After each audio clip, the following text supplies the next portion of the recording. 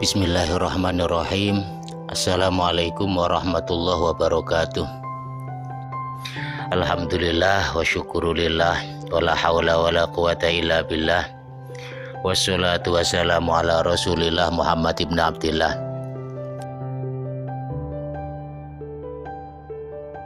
Kemudian yang kedua, kita akan bahas masalah mursalah. Maslahah itu artinya bermanfaat, sementara kalau mursalah itu artinya terlepas. Ya, maslahah itu bermakna manfaat, sementara mursalah itu bermakna terlepas. Maslahah mursalah berarti sesuatu yang bermanfaat yang tidak disinggung oleh nas untuk mengerjakannya atau meninggalkannya. Namun jika dikerjakan maka akan dapat membawa manfaat atau dapat menghindarkan madharat. Jadi inti maslahah adalah jalbul manfaah, mewujudkan manfaat, dan daf'ul madharrah, ya, menolak bahaya atau kerusakan. Jadi maslahah mursalah itu sesuatu yang bermanfaat tetapi tidak disinggung oleh nas agama, tidak disinggung oleh Al-Quran, ya tidak disinggung oleh hadis Nabi. Namun demikian nas juga tidak menyuruh mengerjakannya dan juga tidak menyuruh untuk meninggalkannya. Tetapi jika sesuatu itu dilakukan maka akan dapat membawa manfaat dan dapat menghindarkan madharat. Ini namanya adalah maslahah mursalah. Ya, lah perbedaan maslahah mursalah dengan istihsan. Jika istihsan ada kiasnya, maka maslahah mursalah tidak ada kiasnya. Dalam bahasa itu ada banyak macam maslahah. Ya, maslahah itu banyak sekali macam-macamnya kalau kita berbicara tentang macam-macam maslahah. Yang pertama, dilihat dari segi kualitasnya, dari sisi kualitas, maslahah terbagi ke dalam 3 macam. Ada maslahah dzaruriyah, ada maslahah hajiyah, ada maslahah tahsiniyah. Dzaruriyah, hajiyah, tahsiniyah. Maslahah dzaruriyah adalah kemaslahatan yang berkaitan dengan kebutuhan primer umat manusia di dunia dan di akhirat. Kemaslahatan primer ini wajib ada dan wajib dijaga serta dipelihara. Jika tidak terpenuhi maka umat manusia akan mendapatkan bahaya, baik bahaya di dunia ataupun bahaya di akhirat. Kemaslahatan ini mencakup 5 hal pokok. Yang pertama adalah memelihara agama atau hifdzuddin, yang kedua adalah memelihara jiwa atau hifdzun nafsi, yang ketiga adalah memelihara akal atau hifdzul akli, yang keempat adalah memelihara keturunan atau kehormatan manusia atau hifdzun nasli atau hifdzul hurmah, kemudian yang terakhir adalah memelihara harta benda atau hifdzul mal. Kemaslahatan 5 hal pokok ini wajib diwujudkan. Jika salah satu dari 5 hal pokok ini tidak bisa diwujudkan, maka akan bisa mengancam kerusakan pada umat manusia. Akan ada bahaya yang mengancam, baik bahaya di dunia, utamanya adalah bahaya di akhirat. Ini yang dimaksud dengan maslahah dzaruriyah, kemaslahatan yang sifatnya itu primer, yang wajib dipenuhi oleh umat manusia. Ada 5 tadi itu. Kemudian yang kedua adalah maslahah hajiyah. Maslahah hajiyah ini maslahah yang berkaitan dengan kebutuhan sekunder manusia. Sifatnya adalah untuk menyempurnakan al-maslahah ad-dzaruriyah, untuk menyempurnakan kemaslahatan primer. Jika tidak terpenuhi maka umat manusia akan merasa kesulitan, masyaqqah, meski tidak sampai dalam taraf bahaya. Jadi sifatnya adalah apa? Sifatnya adalah penyempurna dari al-maslahah ad-dzaruriyah. Ya, ini kalau dzaruriyah tadi wajib dipenuhi, kalau hajiyah ini ya seharusnya dipenuhi. Jika tidak, tapi tidak sampai pada taraf bahaya. Jika tidak, ya manusia itu hanya akan merasakan masyaqqah begitu saja atau sempit begitu saja.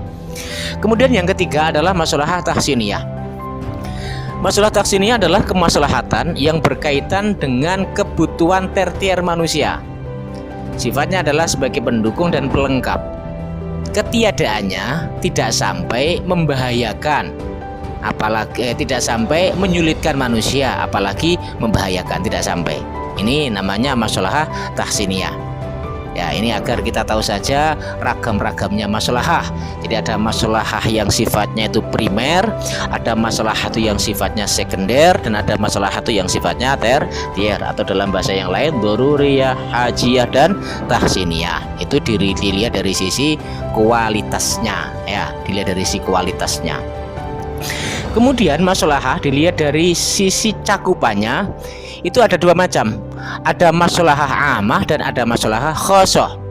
Maslahah amah berarti kemaslahatan umum yang berkaitan dengan orang banyak, itu namanya maslahah amah. Kemudian juga ada maslahah khosoh. Apa maslahah khosoh itu? Maslahah yang berkaitan dengan orang khusus atau sedikit orang, tidak berkaitan dengan orang banyak. Ini namanya maslahah khosoh. Kemudian yang ketiga, dilihat dari sisi perubahannya.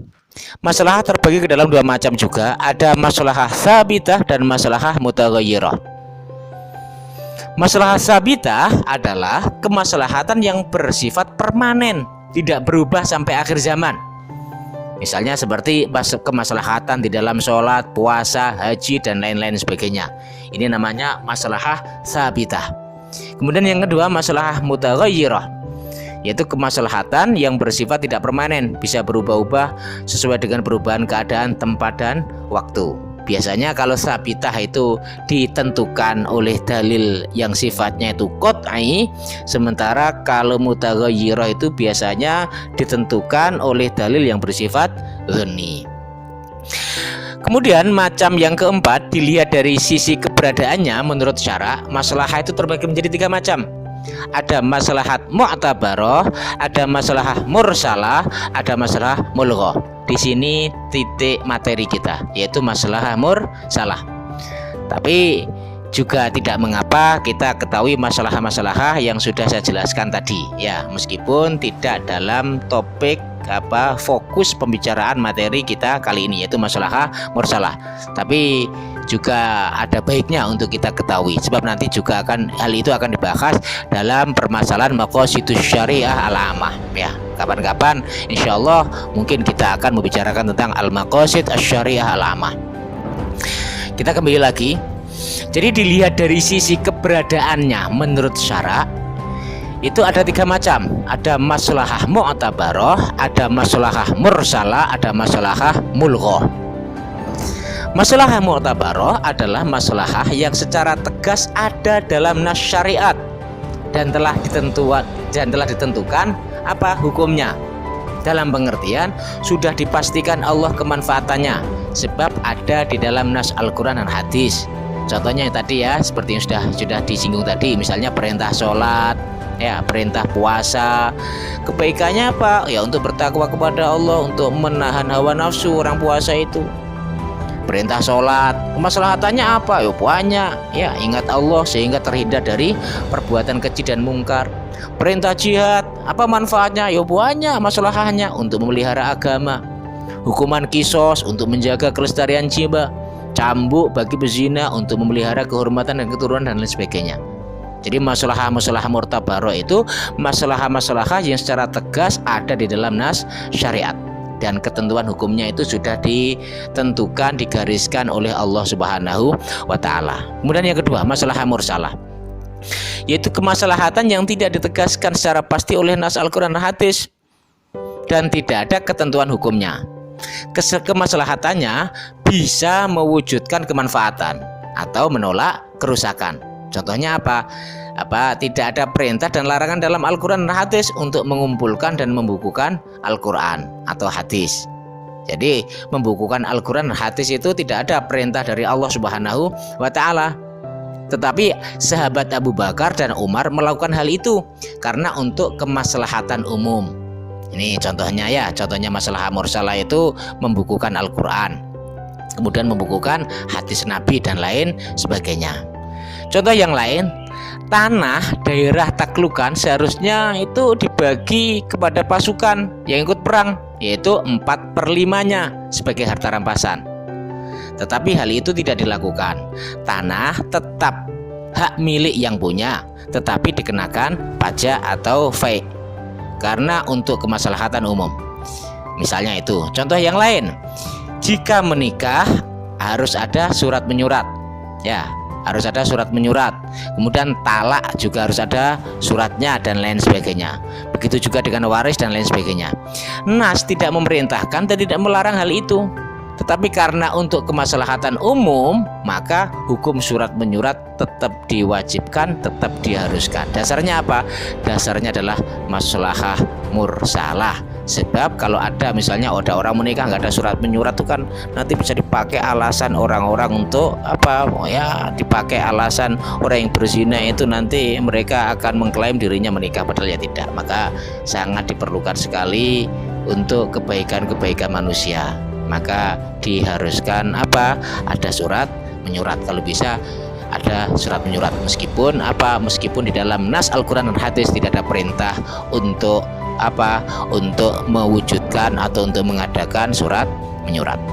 Kemudian yang ketiga, maslahah mulghah, yaitu sesuatu yang dianggap maslahah oleh akal pikiran tetapi sebenarnya tidak maslahah karena bertentangan dengan syariat Islam. Lah, masalah macam ini tertolak dan tidak diakui. Semua ulama menolak masalah mulghah ini, yaitu kemaslahatan yang menurut akal pikiran maslahat tetapi bertentangan dengan syariat Islam. Contohnya apa? Misalnya pembagian warisan, ya, antara laki-laki dan perempuan itu disamakan, disamaratakan. Ya, ini karena apa? Karena ini bertentangan dengan Al-Quran. Lidzakari mithlu hadzil unsayaini. Bagiannya laki-laki itu 2 ya dari bagiannya wanita.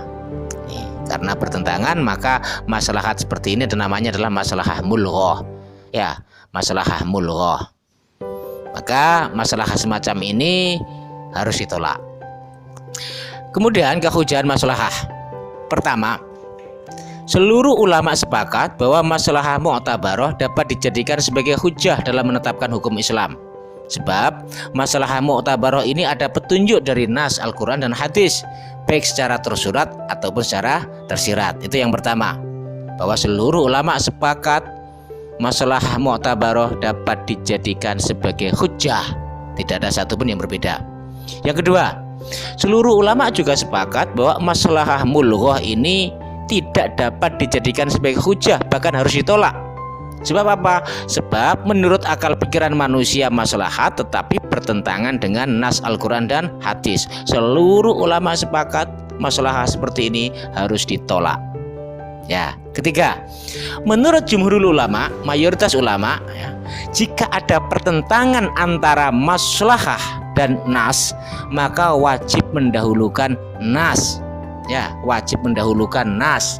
Dalam pada itu, maslahah mursalah tidak boleh dipakai dalam bidang ibadah mahdhah. Adapun dalam bidang muamalah, maka terdapat perbedaan pendapat di kalangan ulama. Yang pertama, menurut mazhab Zahiriyah, mazhab Zahiriyah ini menolak maslahah mursalah. Dalam arti maslahah tidak boleh dijadikan sebagai hujjah. Jadi mazhab Zahiriyah itu tidak mau menggunakan atau tidak menilai bahwa maslahah itu dapat dijadikan sebagai hujjah. Ini pendapat yang pertama. Pendapat yang kedua, mazhab Malikiyah dan mazhab Hanabilah itu mengatakan bahwa maslahah mursalah dapat dijadikan sebagai hujjah dalam menetapkan hukum Islam. Ini menurut siapa? Menurut mazhab Malikiyah dan Hanabilah. Adapun pendapat yang ketiga, menurut mazhab Syafi'iyah dan Hanafiyah. Mazhab Syafi'iyah dan Hanafiyah ini dinilai, diklaim mereka tidak mau menggunakan maslahah mursalah sebagai hujjah atau sebagai dasar hukum Islam.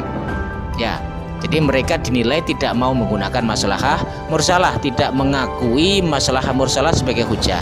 Tetapi dalam beberapa kasus yang ada dalam kitab-kitab fikih mazhab Syafi'iyah dan mazhab Hanafiyah itu didapati bahwa ulama-ulama mereka juga menggunakan maslahah mursalah sebagai dasar hukum.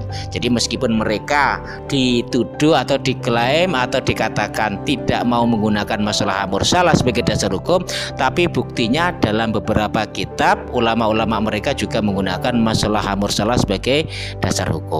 Ya, ini terkait pendapat ulama terkait kehujahan maslahah mursalah.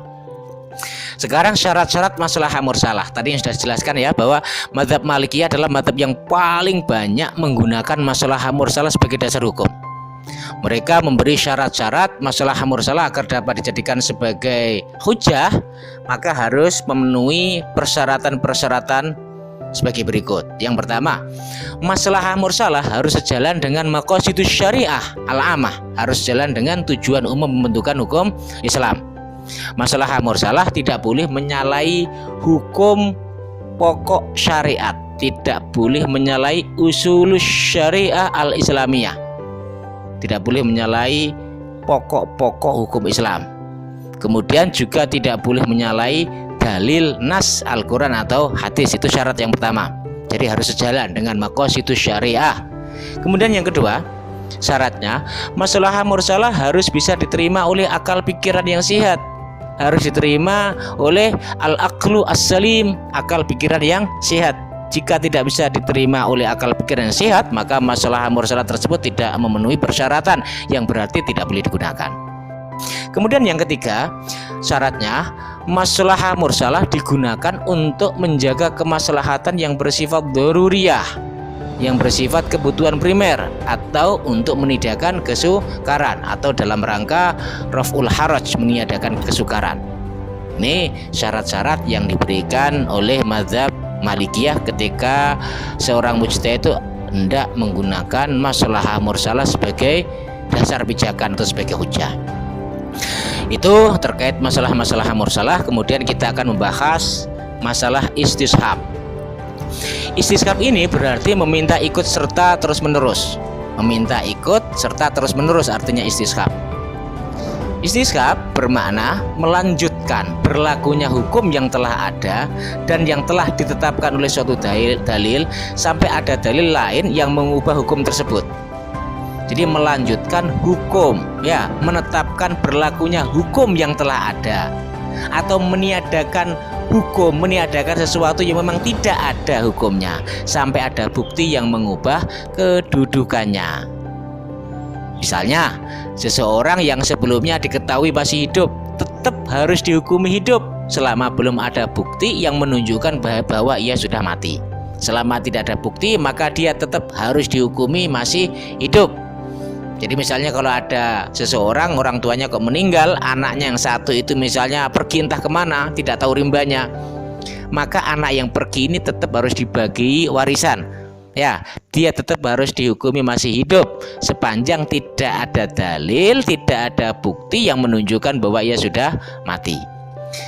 Seseorang yang sudah punya wudhu masih tetap dihukumi punya wudhu sampai ada bukti, ada dalil bahwa ia sudah batal. Sepanjang tidak ada dalil, tidak ada bukti, maka dia tetap dihukumi masih punya wudhu. Ini contoh dari istishab. Kemudian macam-macam istishab. Yang pertama, istishab ibahah asliyah. Jadi pada dasarnya hukum segala sesuatu itu mubah atau halal selama tidak ada dalil atau bukti yang mengharamkannya. Jadi pada dasarnya hukum segala sesuatu itu mubah, ya, selama tidak ada bukti yang mengharamkannya atau tidak ada dalil yang mengharamkannya. Nih, berdasarkan firman-Nya Allah Subhanahu wa taala dalam surat Al-Baqarah ayat 29, "Huwallazi khalaqalakum ma fil ardi jami'a." Huwallazi, dialah Allah yang menjadikan segala sesuatu yang ada di bumi ini untuk kamu.